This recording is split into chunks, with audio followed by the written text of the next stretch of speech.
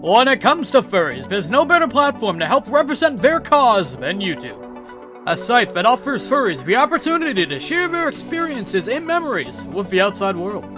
Home to hundreds of different furry YouTube channels, some of which set it as their intended goal to make furries look as respectable and positive as they possibly can, by creating videos that help educate and reveal the truth behind furries and to separate from the misconceptions, all while keeping the topic fun and engaging, many of which are very entertaining to watch in their own special way.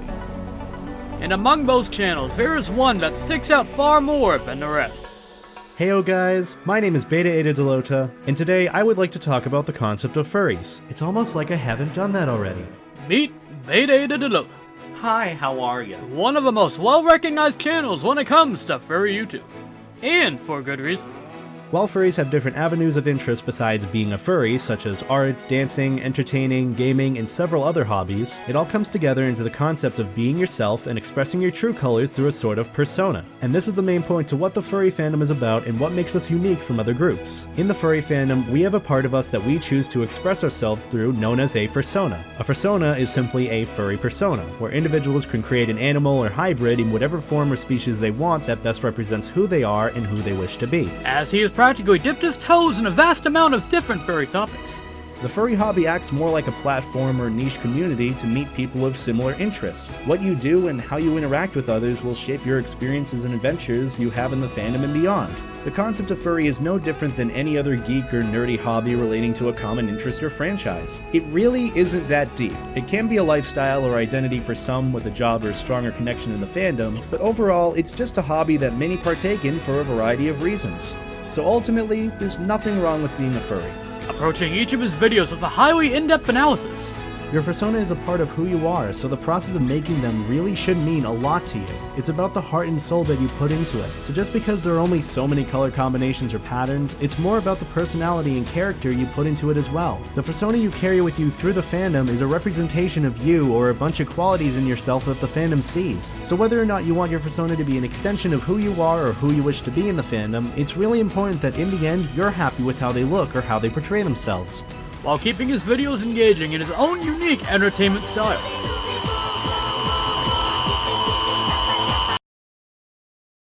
You know, with the time that I have invested researching this whole meme, and let me just say, I got a lot more than I bargained for. Hope I don't lose my mind. It's gonna be fun. With each of his videos being far more entertaining than the last. You know, just in a completely platonic sense. Not platonic, in a completely just fascination, just to try it sense. It's not bad, and I can understand why people like it. It's not my thing, like I said, not into it. I'm not a fan of paws in my face or beans being rubbed all over my face and body like other people. But yeah, not my thing. I can just appreciate it for what it is. What are we talking about? With quite a few years of tenure in the fandom under his belt, Beta's videos stand out as one of the best sources if you ever wish to learn more about furries. Anti-furries, I feel like, are the group of people to expose themselves to furries the most. Furry propaganda is very much a thing that they watch and interact with a lot. If you comment on it, even if it might be, get this furry shit off my feed, why am I being recommended this? A lot of times, it's still going to be recommended to you. Because the algorithm doesn't care if you say, I don't like this in a comment. They're going to read that interaction as like, oh, they're interacting with this. Clearly, they want more of it. And then eventually, you admit that you might like that thing a little bit. And then slowly, more and more, you might become a furry. Even going as far as covering some very obscure topics. There's not going to be a furry things on Vor. That is the stupidest idea I think I've ever heard. Let's just look up Vor on YouTube and see what happens. I regret looking up Vor on YouTube. What in the fuck am I looking at? Vor? What the hell is Vor? What the fuck? Mistakes were made? And I've heard on numerous occasions that high-profile individuals such as Beta often are disrespectful and stuck up towards others. Hi, how are you? My name's Beta, and today we'll be talking about what it's like interacting with popular furries. Now, before you click off thinking, oh Jesus, Beta's talking about himself again? That narcissistic fuck. But I can assure you with Beta, that is not the case. Having had the opportunity to work closely with Beta, I can assure you that he is one of the friendliest, nicest guys you will ever meet.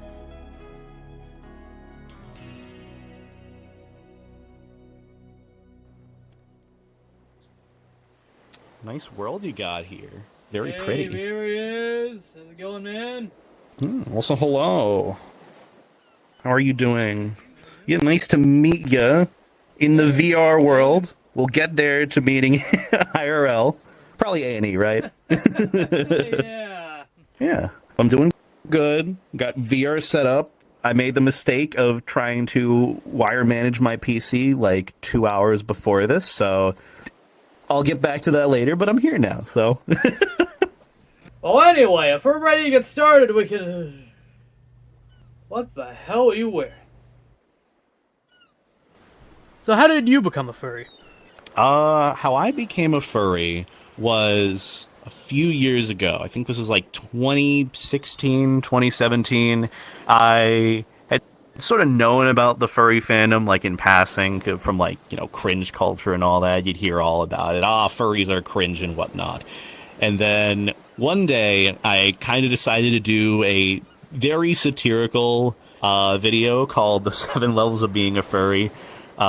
Which, to be honest, not the most proud of to this day, but, you know, at the time, it was, like, a big project that I would really wanted to work on, and kind of exploded and blew up from YouTube. It kind of got my footing online, and from there, all the furries kind of started piling in, asking me all these questions during, like, live streams and my videos, and then eventually I just started learning more and more about the fandom naturally, to the point where I'm like, I think I'm becoming a furry. And then come like 2018, I went to my first convention, which was Anthro, New England. It was like late February.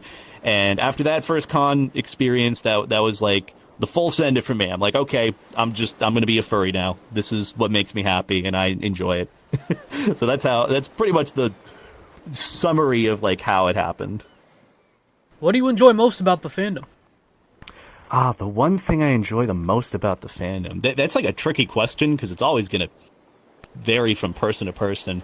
The one thing that has always been the most enjoyable aspect of furry for me has been just the community. Like having a community, a subculture to be a part of that is very welcoming and friendly, and quite honestly, not as judgmental as many other communities. And it kind of goes for me where most of my life, especially growing up through like the 20 years of it, I'd kind of had problems trying to find where I really belong and where I'm like happy the most in terms of like friends, friend groups, communities, and so on. I tried many different things like joining clubs in school. I joined like a fraternity in college, which that was pretty good overall, but I never really felt like I belonged, and I felt like I could express myself unapologetically to obviously a reasonable extent, but just feeling more like myself and welcomed for it.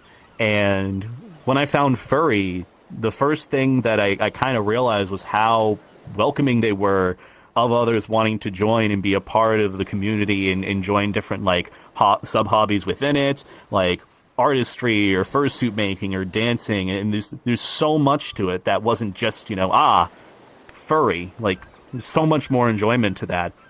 And the fact that I was able to join and was welcomed so openly, and I felt like I could fully express myself, that's what really sold me for the community. And obviously, you know, it's not a perfect place. No community is perfect. You know, there's still judgment and things here and there. But, like, for the most part, this has been, like, the most happy that I've been as part of a vast community revolving around a specific niche compared to many other that I've tried to be a part of for years. And the fact that I'm here for 5 years now and I still think that the community is the biggest and most important aspect to it, I think just goes to show how different and unique and good it is, and how much good it's done for people. So how do you typically respond to furry hate? Oh man, it depends on which day you catch me on, to be honest. Some days I just want to go like scorched earth approach and just absolutely decimate them. Some days I just like don't really care. Like I'll just like read and be like, okay, whatever. Like, because most of the hate received is kind of not directed towards me, but more directed towards the whole furry thing of like, ew, furry's gross, furry's cringe, you know, the fatherless behavior comments and all that. Most of the time I just like ignore that because it's just the same old comments over and over again. But some days, like, I really just want to be like, looks like someone had a bad time in Fortnite, or like, looks like the Call of Duty servers are down. That's why you're here. But it's just like, you know, when it comes to hate comments like that, it's kind of ironic to some extent, because I'm in my own corner of the internet doing my own thing, and they're coming to me leaving those comments. So like the way I think about it is like, you're kind of coming out of your own way to like push negativity onto someone. That's kind of weird. In my opinion, that's kind of cringe. But, you know, most of the time, like, you respond to it with a bit more grace or tact, and that's like the way I've been trying to teach myself to either just ignore it or like not say anything at all, because then that can lead to like future problems. But sometimes, you know, the desire, the intrusive thoughts to really just go scorched earth is very much there, so I feel that. But yeah, nowadays I just kind of ignore it. What's your most favorite experience so far? Oh man, that is a loaded question, because there's like plenty of different events and experiences that I've had that have really changed me for the better, and really have been like one of the best like set of memories that I'll carry with me for the rest of my life. But probably one of like my best experiences for me, which I know a lot of people can relate to, is when you unbox your fursuit for the first time. Because for me, that was the big event that I kind of realized, like, you know what, I found, I guess, my people to an extent. I found my people, and I'm happy where I am, and I want to keep pursuing this. Because when I unboxed my fursuit for the first time, which was for my first fursuit, separate character from this, it was back in 2019, it was sort of a big event that a lot of my friends wanted to host and get together for. And just like in the moment where I'm like sitting there in front of this huge box, which was a lot of money for this character costume of my persona, of my character, which was by proxy an expression of me within this community, being surrounded by all of my friends who were excited for me and excited for this moment, like having it all there was genuinely like probably the highlight experience that I've had in the furry community so far. Just realizing all these friends who even a year or so ago I barely even knew, watching this moment unfold, and were really genuinely happy for me, and I was happy for me, and I was happy to have all these friends there. Everything just sort of lined up, and that was the big highlight moment that I will always remember about being in the fandom, being in the community. So do you have a favorite artist? Favorite artist? I guess for favorite artist, it would probably have to be... what's their name? Not as soon as I know who my favorite artist is, I forget their name. I guess I have a bunch of different favorite artists. Like, I like different artists to commission, or like artists to like look at their projects and whatnot. Probably my favorite furry artist out there is Kita Kedu. They do very, very detailed art pieces, and I really just like their style. It fits with kind of the vibes that I would want for like art that I were to commission. Not that I've commissioned them yet. I will at some point. But it's just the vibe that they have with their art style really fits what I like for like certain art styles and art pieces. So yeah, that would probably be my favorite artist. There are plenty of others, and plenty of others that I have commissioned as well. And it's hard to pinpoint it, but at least in the moment, I'm like, you know, I really like that artist. I want to commission them at some point. So it's got to go to Kita Kedu. So I understand you're stepping away from a whole life jacket thing, but what was with the whole life jacket thing? Would you want to talk about that? we can talk about it. So for the whole life jacket thing, like, yeah, it's weird AF. It's really fucking weird.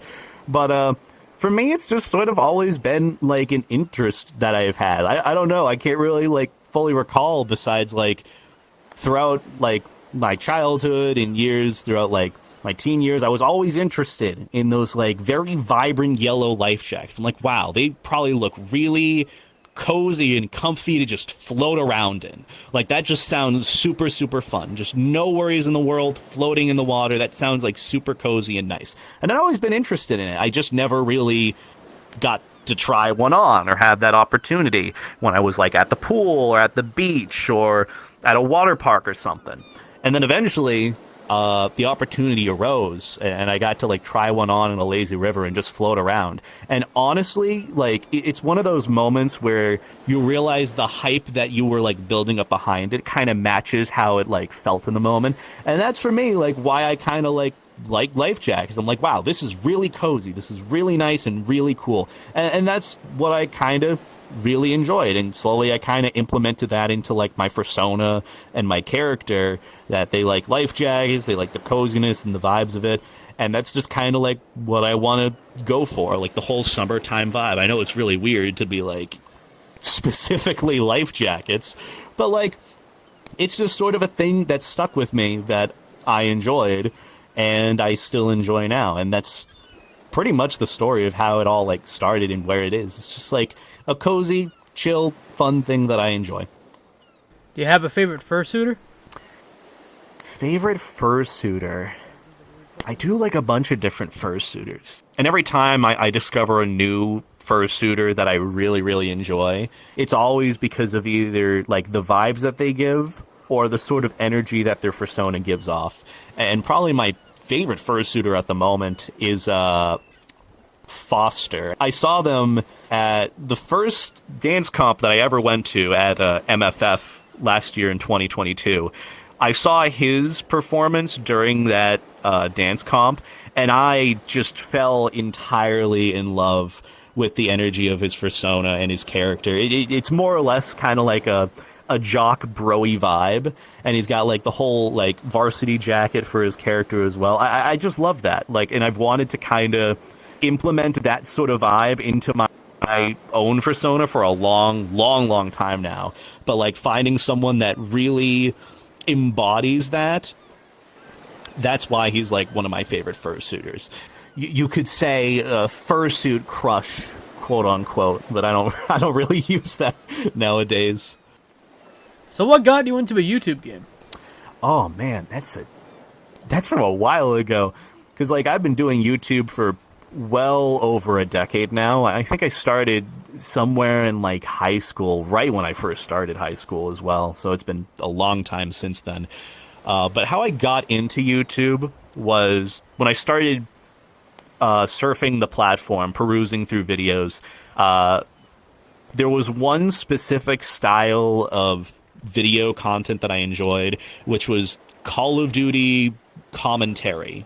And there was a YouTuber at the time who I was really, really invested in called The Legend of Thunder. And I watched a bunch of his commentaries back in the day where he'd just commentate over Call of Duty. He'd throw some like rock or metal music in the back and he'd just talk about whatever. And that honestly sold me on wanting to be a YouTuber or content creator, because I really wanted to be like a storyteller and an entertainer. I wanted like my voice and my stories and whatever I was talking about to kind of resonate with people and for them to really enjoy it. And that his videos are what motivated me to go out to Best Buy one day and with my $50 gift card pick up like a $15 or $10 microphone with like probably the worst quality I could think of, and then pick up a gamer capture card, which at the time I think recorded in maximum 480p, and then just get started with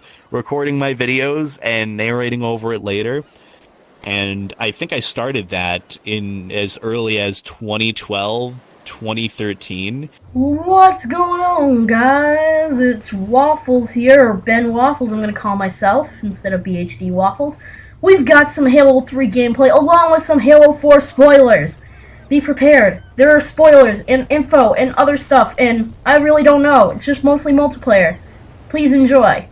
And since then, I feel like I've kind of stuck with that, just not gameplay necessarily. I do commentary and like deep dives and whatnot, but from where I started, I haven't really changed in like where I've stuck with my roots in terms of the content that I make. But that's where I started, with being inspired by couple of YouTubers, commentary YouTubers, and moving from there. So, yeah, that's how I started. Do you often get recognized? Yeah, I think that's one of the big things about me, and especially what I do, is like I show a lot of my face in my videos. I use webcam or face cam footage to convey a lot of the information that I want to present, because that's just the style of like video that I like to do. And by proxy, people recognize my face, and it's very, from what people have told me, it's very easy to recognize. So like at conventions, people will recognize me or see me and say hi to me. So like, yeah, I'd say I'm very recognizable. It even got to the point as well where like, this was like early on in like 2019, 2020, someone said they recognized me for like the shoes that I wear, which is really weird and somewhat endearing. So I wasn't too like upset, but I'm like, interesting. You sort of have a point, because I don't wear anything else other than like this one brand, because I just don't really like go shoe shopping. But it's just like a funny little thing I recognize. But yeah, I do get recognized rather often at conventions. So out of morbid curiosity, I gotta ask, how did you come up with your name? Because, no offense, but it sounds like I'm reading the Scandinavian road sign. Oh my god. It's actually a really funny story. Basically, how I came up with my name is, originally my YouTube name before Beta Eta Delota was BHD Waffles. I don't know why, it's just kind of what fit and what I wanted to do with that. From there, I kind of wanted to change the name to something a bit more catchy, so I went with Beta Eta Delta to kind of fit with like my initials, like my name initials, but like fit with like the Greek alphabet. For some reason, I was like invested in like Greek history and whatnot. So that might have had to do with it. So I had my name Beta Eta Delta, which, the fun fact, the Eta part is an E. My initials aren't bed. But I said that at the time I wanted to rebrand and start a new channel, so I did that as Beta Eta Delta, and I think this was like 2015 or so, 2016 when I did this. And then at the time I was making a Twitter account because I wanted to, expand social media and whatnot and interact with friends on there. And so at the time I was creating my username, and I hadn't even noticed it, but I had a typo in my @ where I added an accidental O. I fat fingered it, and instead of Beta Eta Delta, it was Beta Eta Delota. And for some reason, I couldn't change my @ at the time. But when I was in a call with my friends, they were like flaming me of like, "Oh, did you really type in Beta Eta Delota? Did you really misspell it?" And they were just flaming me because, that's just what we do. And out of spite, I was like, you know what? That's my name. That is why I didn't fat finger it. I meant to do that. My name is Beta Eta Delota now. And I changed everything on my YouTube. My YouTube username was Beta Eta Delota. All my social medias were Beta Eta Delota. And that's what stuck. That is what I ended up doing. So my name, Beta Eta Delota, doesn't really have any meaning. If anything, it was just created, at least the end part of it was created out of spite for being flamed back in high school. What about content creator? Ooh. Does it have to be furry only, or can it be outside of furry? I guess I could do two. I'll do both, one furry, one non-furry. Probably my favorite non-furry YouTuber at the moment is Wendigoon. I absolutely love his deep dives, and I wouldn't really call them video essays, but just research videos on different topics and like the subgenre as a whole of like horror and mystery. Like, I love that. I love learning about that stuff, and the way he presents it is just everything that I like. And he kind of inspires me to kind of pursue that sort of style of video or that style of content. So that's, for me, one of my favorite non-furry YouTubers. And I guess favorite furry YouTuber would probably have to be Ivy Comb. I personally really enjoy the vibes and energy that they have in their streams. It's very genuine. They've been putting out some really good videos. They did a video recently about AI art in the Furry Fandom, which I honestly thought was a fantastic watch. I found myself really enjoying Ivy Combs' streams a lot, especially just with the energy and also like the community, the chat that they have revolving around their streams is very chill and laid back, and it kind of has the vibes that I really enjoy when watching a live stream and interacting in a live stream chat. But like, when it comes to furry YouTubers and content creators outside of streamers, I don't really watch too many furry, I guess, YouTubers for the most part, mainly because I don't think there are too many that upload much anymore, as they're used to when I was doing it, when I was fully invested in furry YouTube. But like, if I were to go to a furry specifically, it would probably have to be Ivy Comb. They've really been throwing out some really good videos and really good streams recently, and I'm really excited to see where they take things. Do you have any advice for those wanting to start out on YouTube? Oh man, I mean, I could really give anything right now for advice. Like, usually I ask people to like narrow down specifically what they want for advice for like starting with YouTube or doing YouTube in general. Because realistically, if someone asks like, hey, do you have any advice on me starting YouTube? I could be like, oh, if your poop is green, go and see a doctor. Like, that's still valid advice, just not within the realm of YouTube.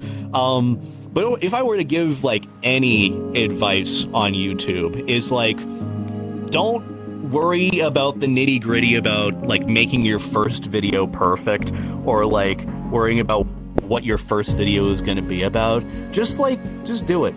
The thing is, when you look back at those videos like a year or 2 years from that point, you're gonna probably cringe at it. I cringe at my first videos that I did, but like, I wouldn't be here today and experienced at that point if I hadn't started, if I hadn't hit the go button. And that's what I found is the issue with like a lot of people wanting to start YouTube, is like they say they want to and that they're like really motivated to, but it doesn't get to the point where they put out that first video because they're just worried about X, Y, or Z with it. Don't worry about it. Just do it. Just full send it. Once you get it out there, that's how you get started. And that's sort of like the leap that I feel like a lot of people need to take with like hobbies or interests that they have. They got to just jump right into it to get it started. You know, there's a lot of saying I'm going to do it or I should do it, but no buts. You just got to do it, and then from there, work from there. And don't worry about like whatever type of videos you're making or what category of content. Just start somewhere. Once you do that, then you can like get the ball rolling from there. But that's probably like my beginner advice I'd ever give.